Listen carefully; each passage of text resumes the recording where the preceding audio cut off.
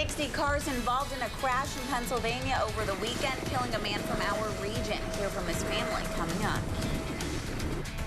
Plus, a Bristol, Virginia utilities executive is set to step in front of a judge today. The charges against Stacey Pomeranke straight ahead. Well, our weather system is coming through and moving away this morning. Still some lingering showers and a breezy and cooler morning as well. We'll talk about more snow, though, and rain coming in tonight in the Storm Team 11 forecast next. You're watching News Channel 11 in your corner this morning. Good morning, everyone. It is 6 a.m. Today's Tuesday, February 16th. A little whimsical mist in front of the lens of the General Shale Skycam network as we take a look at the wet roads of North Johnson City.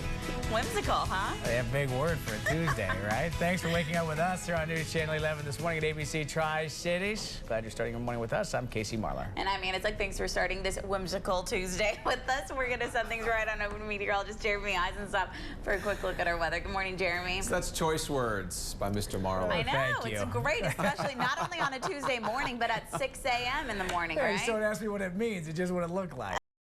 You know what? Nothing wrong with that. And it's a little bit wet outside as well, guys. Good news is most of that snow we've had in the Tri-Cities is all melted. We were in the 40s last night with rain coming through. This is Johnson City. But the roads are wet and temperatures still above freezing. We're not going to fall below freezing, so no ice expected here. So that's the good news. And so 38 right now, a little breezy. Westerly wind. We've had that low kind of wrap itself through the area. We're now on the tail end of this on the westward side of this system, and we're seeing a little change over here to some brief snow showers. We've seen that in Wise, and still some snow going through Grundy. Really, it's going to be brief, so really not expecting much accumulation out of this up into the mountains. But there's that snow, Grundy, just near Lebanon, Honaker. This will be pulling out pretty quickly. We've had just a little snow as well, eastern Sullivan County up towards Holston Mountain. But essentially, that is just about done as well. So moisture is moving away, setting the stage for yet another disturbance. And this one may actually bring a few inches to the mountains coming in a little bit later on this evening and tonight. So overall, we're going to dry out temporarily. Here comes this next system moving through. And it looks like temperatures will be just above freezing for the Tri-Cities. So mostly rain, maybe mixed with some wet snowflakes. But this is mostly going to be rain for us here this evening, and then some snow for the mountains coming in overnight tonight. So we do have a winter weather advisory to talk about, and we'll talk more about the snowfall over the mountains tonight. And eventually, guys, we are talking some sunshine and 60s. So it's going to get really, really nice this weekend. All right, looking forward to it. Thanks, Jeremy. Thanks, Jeremy. The snow and ice may be on its way out of the region, like Jeremy just said, but it's also being blamed for a crash that killed an area truck driver. It happened over the weekend on Interstate 78 as snow hit Pennsylvania. Officials say more than 60 vehicles crashed and 3 people died as a result. One of those victims was 67-year-old Dean Kinnick.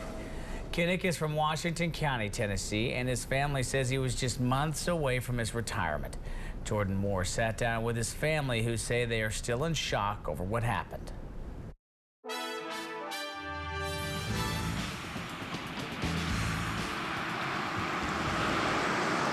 3 generations of Kinnick sat on the front porch Monday evening. What is that? The big truck. What is that? Is that a truck? Papa's back. That's Papa. Going through dozens of family photos. That was our 40th anniversary party they had for us, a surprise party. Remembering every moment they've spent together, realizing it will never be the same. I'd see him leave and I'd see him come home. And I never thought any different. I didn't think this would be the way he would go. Saturday, a massive pileup on a Pennsylvania highway. 3 people dead and more than 60 vehicles involved. Carolyn Kinnick sits at home, worried sick, knowing her husband of more than 48 years, Dean Kinnick, was driving his tractor trailer home to Tennessee from New York. I was hoping and praying, you know, that he wasn't one of the fatalities. I knew there were 3 fatalities, and when we couldn't reach him nowhere, none of the hospitals had him. The worst come to my mind, I knew. It was bad. Shortly after, she received the news. The coroner called and they confirmed that it was him. He just liked working for his family, making sure they're provided for. For Dean's family, they say the hardest part is knowing his hard work as a career truck driver was about to come to an end. After decades of providing for his family, Dean was just months away from retirement. We would go take a vacation the first week of March, and we would go take a break. And as this family continues to grieve, they know if they can stick together, they can make it through anything. He was a man of his family and a man of God, and that he would want us to keep on trucking. Jordan Moore, News Channel 11, in your corner.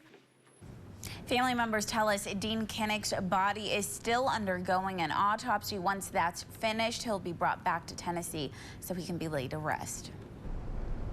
We now know the name of a man police say was killed in a crash on East Stone Drive. Police say a man was driving near Hardee's on Saturday when he realized he hit something and then went back to see what it was. Police say that's when the driver found out it was a pedestrian.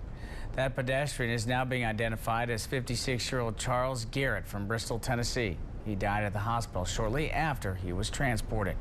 Officers retrieved a sample of the driver's blood for an alcohol exam. Police have also released the identity of a woman who was found dead inside of a Bristol apartment over the weekend. Bristol, Virginia police say 64-year-old Ramona Simmons was found dead in her home on Sunday.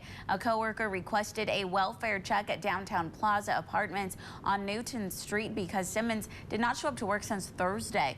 Investigators say they found an upstairs window with a hole in it. That's one reason why they believe Simmons' death to be suspicious. Officers are now waiting on medical examiners to determine the cause of her death.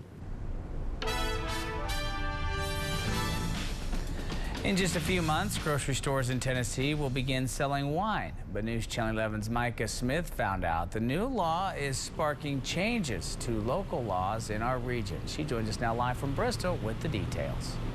Back in 2014, Tennessee's General Assembly passed a law allowing grocery stores to sell wine and beer, but that's just one part of two parts of that legislation. The first part allows them to start selling that beer and wine in June of this year, but in order for those stores to do that, they have to get a certificate signed by a local mayor. The second part of the law changed the definition of beer. The definition used to be an alcoholic beverage that contains no more than 5% alcohol, but now that's been up to 8%. In order to comply with the changes, local governments must change their city ordinances.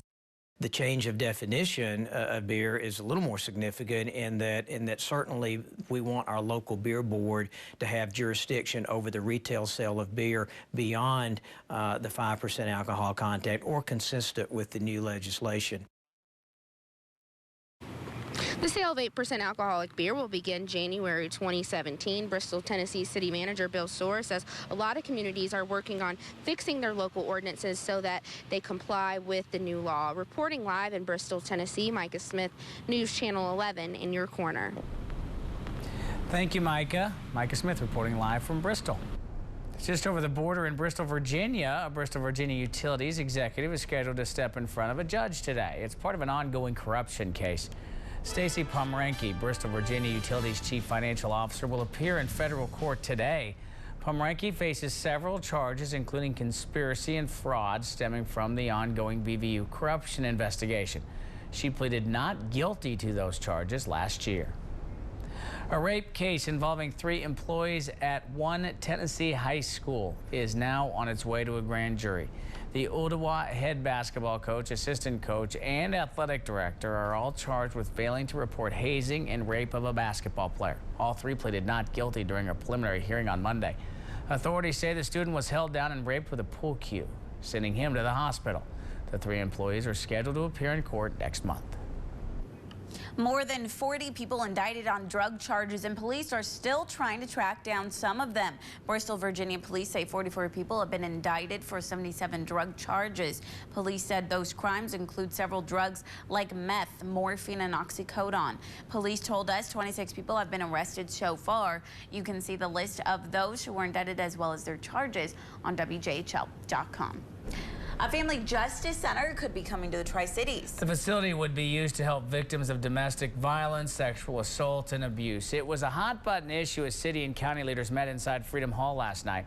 The state issued a $240,000 grant for the project. Now Johnson City and Washington County leaders are trying to decide on a location. Johnson City Police would be the main authority to look over the center. A family Family Justice Center is basically a one-stop shop. It's one location for a victim of domestic violence, sexual assault, or their families to be able to come and to receive services. We want to break down those barriers and make every step as easy as it is to be able to complete and to be able to heal. The Johnson City Commission will discuss the project in upcoming meetings.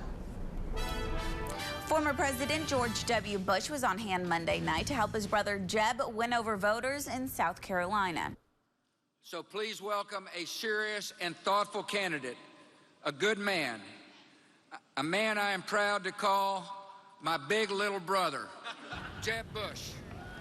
This is the first time former President Bush has campaigned for Jeb during the race. This comes just days before the Republican caucuses in South Carolina on Saturday.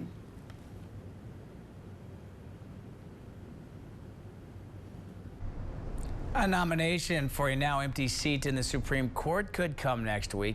Associate U.S. Supreme Court Justice Antonin Scalia died over the weekend in Texas. Monday, a White House spokesman said the president will reveal his nomination for Scalia's spot next week. Republicans in the Senate are opposed to the action, saying they want to wait for a new president to take office before filling the vacancy. Reports of tornadoes are being investigated this morning. And that has states across the South cleaning up. A look at the damage right after the break on News Channel 11 this morning. Well, we're checking the next weather maker here coming in this evening. Means more rain and to a wintry mix for the Tri-Cities. All mountain snow tonight and more impacts coming in. So we'll talk about that coming up next.